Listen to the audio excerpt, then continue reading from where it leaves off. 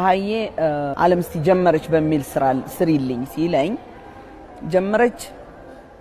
በጣም አስቂኝ ቃል ነው ራሱና ምን ጀመረች በሚል መቃለድ ጀመርን። ምንድነው የጀመረችው እያልን ቀለድን።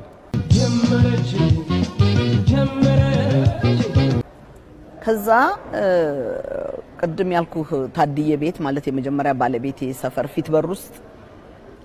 ገና ትንሽ ሆና ስትጫወት አያት የነበረች ቆንጆ ልጅ አይኔ ያየ እያደገች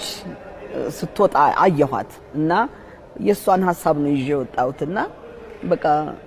ከጡት ማጎጥቆጥ ጀምሮ ከገመድ ዝላይ ከዛ ከመንደር ጨዋታ ወደ ህይወት ሰው መሆን እና ጉንጉን ጸጉሯን ፈታች እና በሷም ራሷ አወቀች ፍቅርንም ሌላንም ነገር አወቀች አደገች ጀመረች ወደሚለው ሐሳብ ሄድኩኝ ማለት ነውና የገመድ ዝላይ ወይም የመንደር ጨዋታ ነበረ የሷ አሁን ግን ወጣች ወደሚለው ሐሳብ በመስራት ቆንጆ ስራ ተሰራ ጀመረች